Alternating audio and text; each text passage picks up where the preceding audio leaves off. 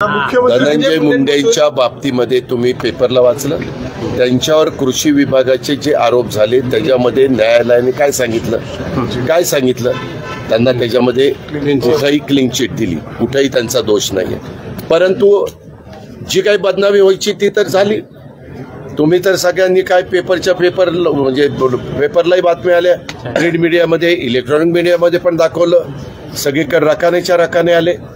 आता अजून एक त्याच्या संदर्भातली गोष्ट आहे, त्याच्याबद्दल पण कारवाई पोलीस यंत्रणा त्यांच्या पद्धतीनं करते। याच्यातनं तर त्यांचं क्लिअर आलं, पण क्लिअर येण्याच्या करता त्यांना जो त्रास सहन करावा लागला, त्यांना जो मनस्ताप झाला, त्यांच्या परिवाराला जो मनस्ताप झाला, तो पुन्हा भरून येऊ शकत नाही ना बाबांनो।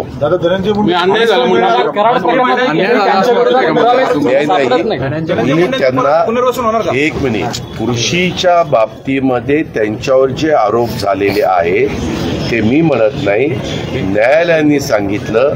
आणि ज्यांनी ते आरोप केले त्यांना काहीतरी त्याच्यामध्ये दंड पण 1 लाख रुपये का काही दिलेला आहे। आपल्या इथं न्याय व्यवस्था ही सर्वोच्च व्यवस्था आहे, त्यांनी दिलेला तो निर्णय आहे।